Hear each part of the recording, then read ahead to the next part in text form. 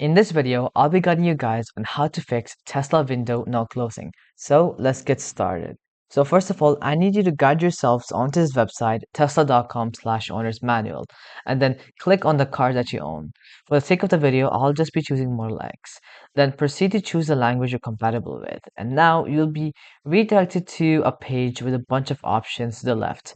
Here, I want you to click on the drop-down arrow for opening and closing, and then click on Windows.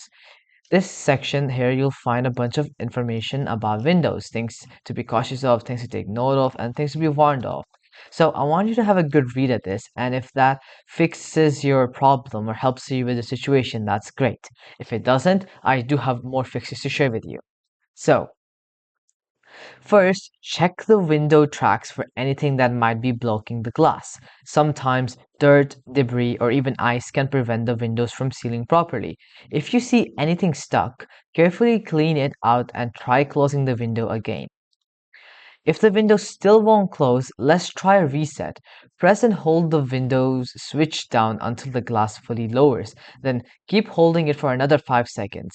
Next, pull the switch up to close the window and hold it for another 5 seconds. This helps recalibrate the Windows system and might fix the issue. Sometimes the window just needs a little help. As you press the switch to close it, use your other hand to gently push the glass upward. If the window is struggling due to misalignment, this can help it reset into place. If the problem seems electronic, a quick system reboot might help. Hold down both scroll wheels on the steering wheel until the screen turns off. Wait for the system to restart, then try closing the window again.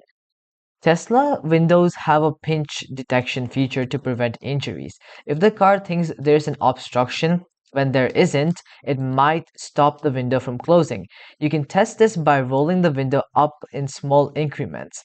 If it keeps rolling back down, you may need to recalibrate it in the Tesla service menu.